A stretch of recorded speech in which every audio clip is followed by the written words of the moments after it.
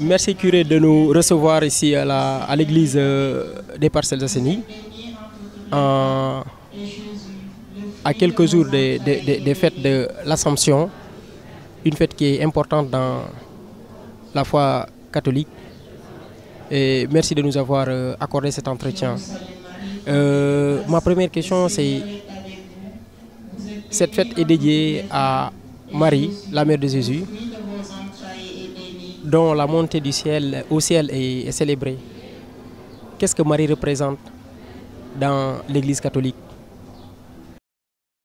Voilà, nous allons vers les célébrations de la 15 août. Et cette célébration tourne autour de l'Assomption de la Vierge Marie. C'est une grande fête dans l'Église catholique, du fait que Marie a été élevée au ciel. Et cela nous ouvre véritablement à une espérance chrétienne, comme Marie, la première dans l'humanité, à entrer dans la gloire de Dieu. C'est une grande célébration parce que Marie, Immaculée Conception, a été préservée du péché. Et sa vie, dans sa mort, nous n'acceptons pas à travers le dogme, dans cette croyance du fait que Marie, qui n'a pas connu le péché, puisse connaître la mort. Et c'est ainsi qu'elle est emportée au ciel.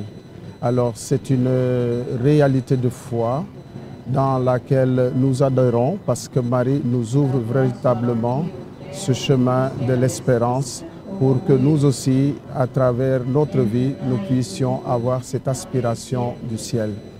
C'est important de rappeler que cette fête est liée à un dogme qui a été proclamé par le pape Pie XII.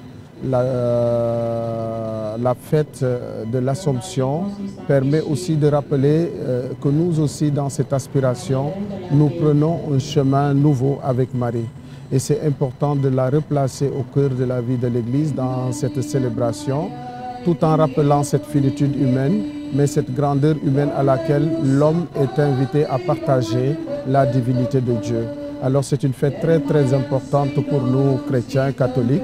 Et c'est une fête aussi que nous partageons avec la population, la communauté musulmane, la communauté sénégalaise. Et quelle est la symbolique qui est derrière cette commémoration de Marie? C'est une symbolique très importante parce qu'il s'agit là d'une élévation. Marie a été élevée dans la gloire. Donc, comme le dit même le terme Assomption, qui signifie assumere, ça veut dire elle était portée par son Fils Jésus-Christ.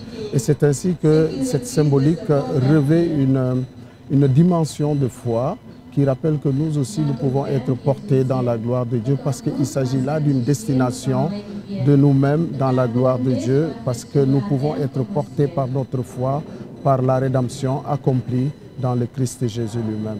Et c'est une fête qui est célébrée dans la prière, dans le renouement avec la foi. Et quel est le message qui est passé lors de cette fête? C'est une fête qui est célébrée dans la prière. Déjà ici, nous sommes à la neuvaine à l'Assomption que nous vivons depuis déjà bientôt une semaine. Il s'agit là d'une dévotion mariale qui est renouvelée à travers cette fête de l'Assomption. Et nous allons voir que tout autour de cette fête, c'est Marie qui est mise en exergue. Elle est mise en exergue parce qu'elle devient ce modèle de foi, de sainteté. Et dans cette dévotion mariale, nous invoquons également Marie à travers des prières parce qu'elle vient intercéder. Comme nous le rappelle la prière du chapelet, prie pour nous pauvres pécheurs jusqu'à l'heure de notre mort. Alors, la fête de l'Assomption nous permet de renouveler encore cette dévotion mariale à travers différentes célébrations comme cette neuvaine, mais surtout la grande célébration eucharistique de la fête du 15 août. Et lors de cette fête, fréquemment, il y a des processions. Et qu'est-ce que ces processions représentent par rapport à cette commémoration? Une procession est d'abord une marche, un itinéraire que nous faisons. Et cet itinéraire, Marie prend les devants comme la première en chemin. Et il s'agira de pouvoir revivre cette dévotion mariale autour de ces processions-là, parce que c'est un aspect très important dans la tradition de l'Église, ce qu'on appelle les dévotions populaires.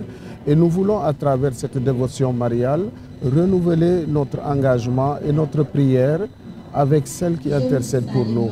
Marie est toujours là, elle n'est pas une déesse comme nous le rappelons très souvent, mais Marie est là comme la première au devant de nous, qui nous entraîne dans la gloire du Fils, mais qui nous entraîne également sur le chemin de la sainteté.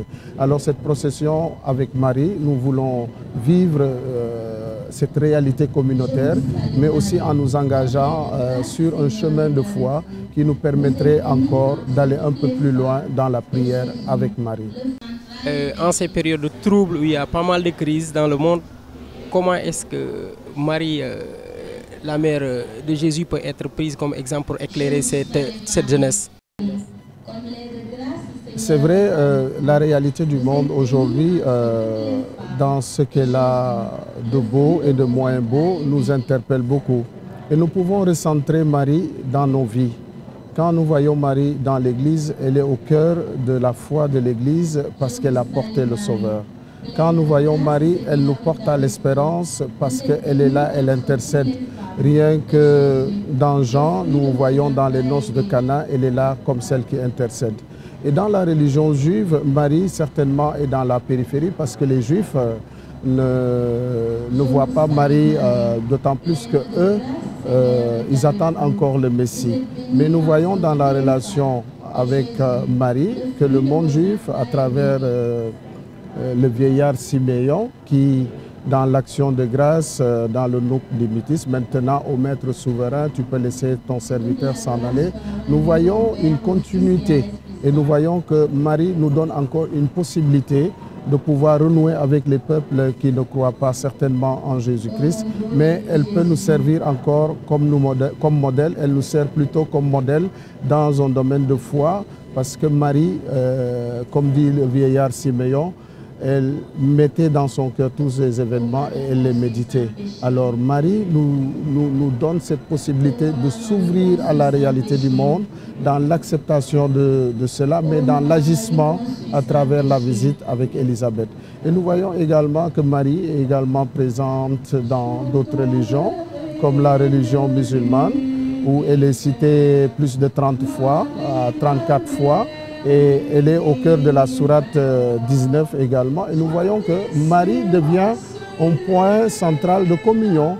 Aujourd'hui, nous sommes invités à une communion. C'est pour dire que dans cette dimension de la communion, on peut percevoir l'unité. Marie, elle devient la mère qui rassemble tous les enfants de Dieu. Alors c'est pour cela que la fête de l'Assomption prendrait le sens de l'unité. La fête de l'Assomption prendrait le sens de la communion pour assouvir toutes ces incompréhensions malgré les tendances différentes.